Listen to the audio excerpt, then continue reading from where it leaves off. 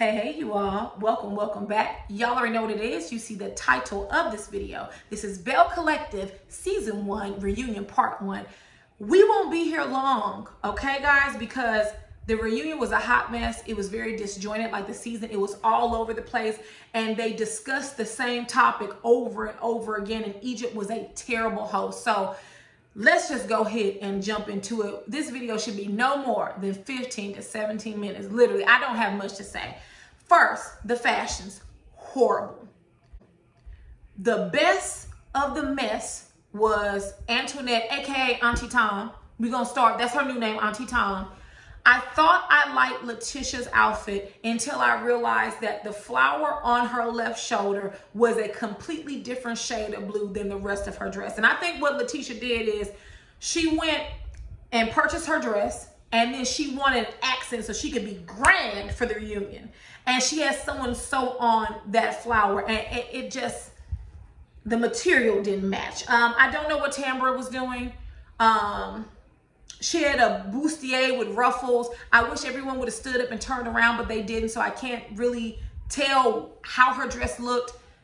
Marie was Latrice was I did not like the nude illusion from the neck to the thigh. Not my type of hype. So that's it for the fashions. Moving on. Next, we get to Antoinette's storyline, and we're talking about her failed marriage with her ex-husband, who was a white man. Listen, the fact that Antoinette didn't realize that she would have biracial children with a white man and she's a black woman, it tells me everything I need to know about her. She's not that smart if she didn't realize that before they even were engaged, before they got married. I believe that this whole story is smoke and mirrors. I believe it's a cover-up, and she doesn't want us to know the real reason why they divorced.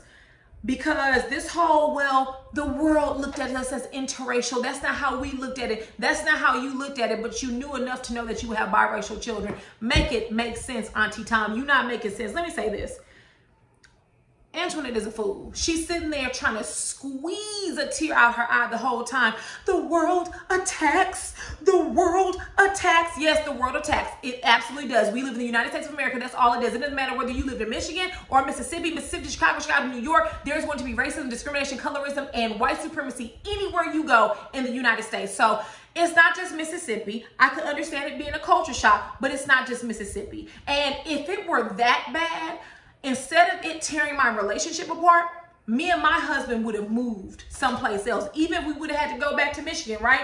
We would have moved someplace else. So I'm not picking up what Antoinette is putting down, and I'm not willing to spend no more time on her foolishness. Moving on. Next, you all, we get to Tambra very quickly. Tambra basically confirms that her and Damon, they do now have embryos, and that possibly they may discuss marriage in the future. She also says that at this point in her career, she wants to do more TV than radio. So good luck to Tambra, because she certainly has the energy to do it. One more thing I wanted to mention about Tambra.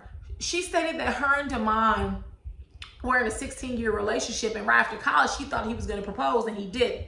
And because he didn't, she just went full steam ahead into her career. Good for Tambra, because so many women would have waited around for that man to propose to them, and they wouldn't have gone after or executed their goals and dreams. So not only would I have just pursued my career to the fullest, I would have also dropped his ass. So she said by the time he was ready to get married, she was in her career, and that's what happened. But 16 years. How long did he wait? Like, if Tambra's happy, I'm happy. Moving on. We get to Marie and Latrice, because that's what the remainder of this reunion was about mostly. So I'm not going to even waste my time. So I broke it down, and it's going to be very quick. First, let's talk about Bloggergate. After watching this reunion, I fully believe that Latrice and Antoinette, aka Auntie Tom, that they are funneling information to Kailyn, the racist, who is then funneling it to this blogger that they're discussing. Now, let me say this. The reason why I believe it is because Latrice did not have a clear story. First, she said she didn't know anyone who would do that. Then she says she knows someone who knows someone. Then Letitia revealed that Latrice called her on a three-way, and the third party she had there was a person that she suspected of possibly releasing this. When Letitia said that her and Latrice were having a personal conversation, and that Latrice revealed some personal information about her, and then Letitia did the same, right? Because we're trying to build trust here. And that 3 days later, it was on a blog. Even if Latrice gave her a heads up, who the hell did you tell, right? Who did you talk to? So either it's only one or two things. Latrice, you either bump your gums too much, right? You gossip and tell people's business too much, or either you're funneling information to a blogger. I tend to think it's both. I think it's a little of one, and I think it's a little of two. Either way, that's trifling as hell. That's not no attractive characteristic. And instead of y'all spreading business about Marie, y'all need to be worried about your own business. Because if you all realize, Letitia said, you know, I've shared things with you about Marie, and you've shared things with me about Antoinette. Letitia was letting her know that since y'all spreading business, you might want to be careful because you done told me all of your homegirls' business. So, Latrice, you might want to zip it, because it's not attractive for someone to go around just constantly gossiping and talking about other people's business. That ain't no good look. Next, we get to Hairgate. And you all, the short and skinny of it is this. We are shown an exclusive scene where there's Latrice, Letitia, and Marie. I remember this scene, but they didn't show us where Marie came in. They just showed Latrice, and they just showed Letitia, because I remember that wig that Letitia had on, that red blouse, because I didn't like it. So this is something they should have shown during the course of the show, right? But we see that Latrice, she replaced the bundles. She replaced Marie's defective bundle. So what are we still discussing? And this delusion that Marie is in, that she didn't come at that woman sideways when she did. How she approached Latrice was completely wrong at that first brunch, period.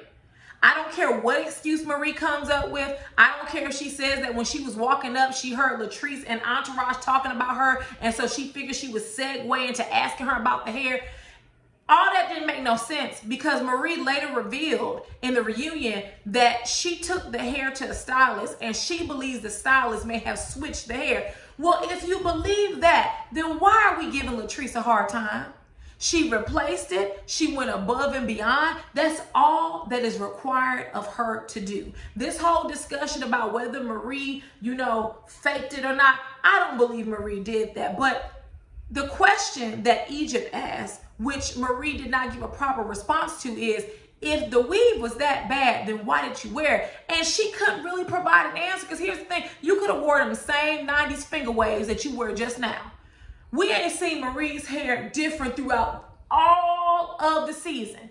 And all of a sudden, you want to go to the brunch and wear weave. Girl, bye.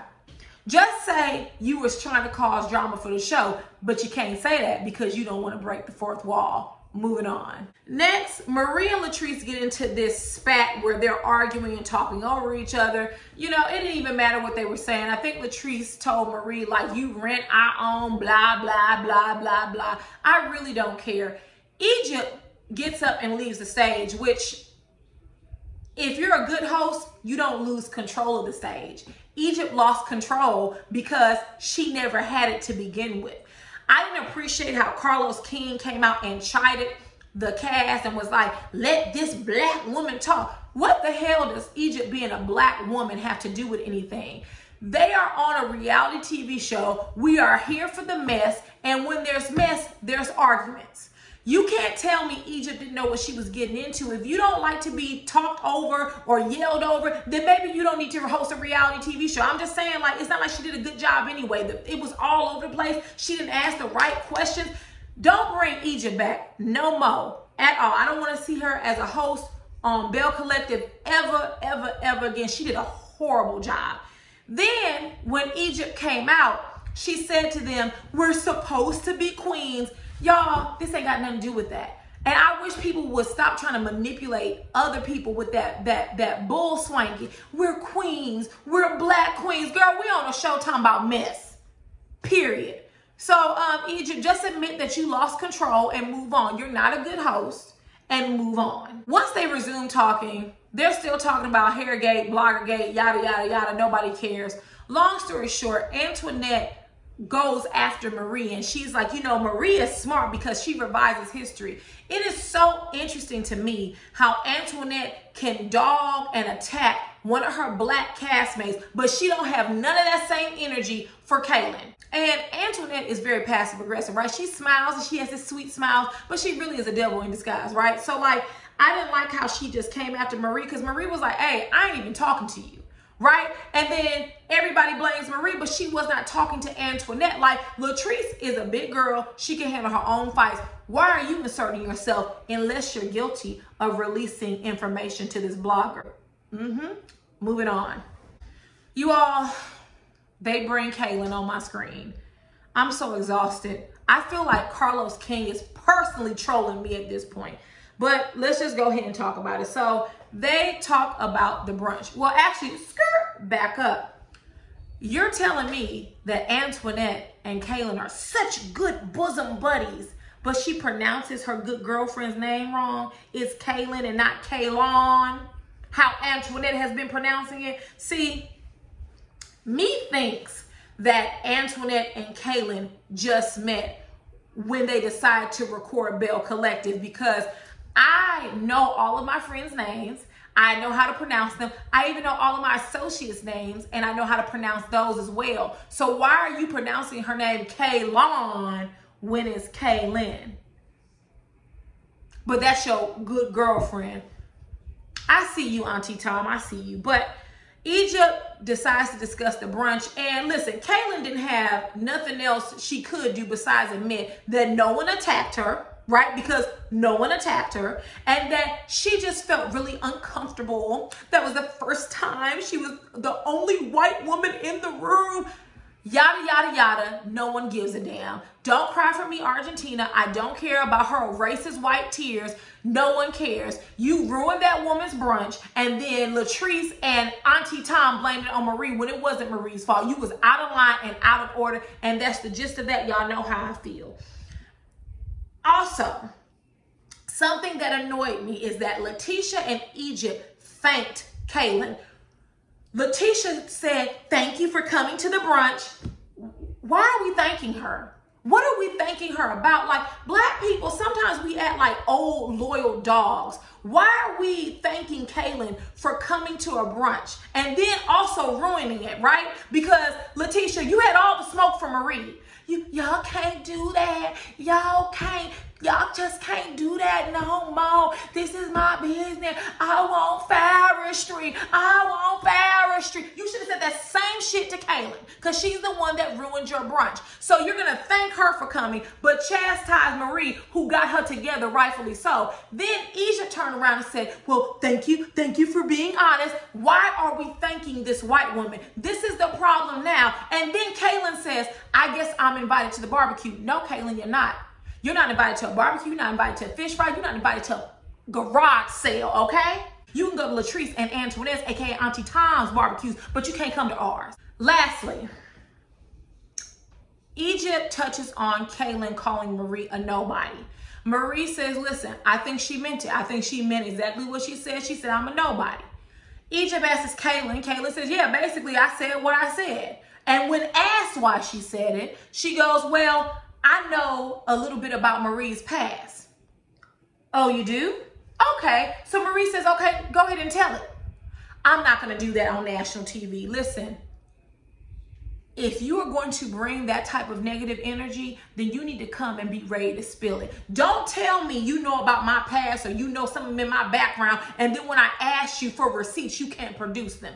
Nah, this whole thing, I believe that Latrice and Antoinette are puppets for Kailyn, and Kailyn is utilizing them to get tea so that she can spill it to the blogs. Like, let me say this. I've already been done with Auntie Tom, but Latrice, if that's what you're doing, I'm going to be through with you, because I actually liked your character on the show. A young black woman with a hair business doing her thing. But if you're doing what I think you're doing, which is funneling information from your black castmates to a woman who is a racist, who happens to be white, I ain't going to deal with you. I've already canceled Auntie Tom.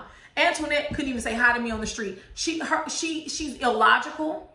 She doesn't make sense. And then she supports someone who's a racist. So I really don't have nothing good to say about Auntie Tom. But you, Latrice, I expected a lot more. So in summation, reunion was all over the place. Latrice and Antoinette are leaking information to the blogs. This blogger has apparently recorded conversations with Kailyn, which I don't doubt.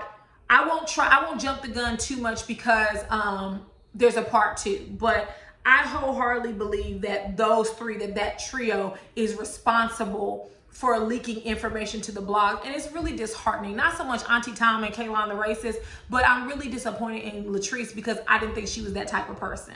I really didn't, especially to befriend a racist and like fulfill some type of mission that this racist is on. But I don't have anything additional. You all get down in the comments and tell me what you thought about the reunion and if there's anything I missed, because I didn't go over everything step by step because it just wasn't worth it. But if there is nothing else, I will see you all later.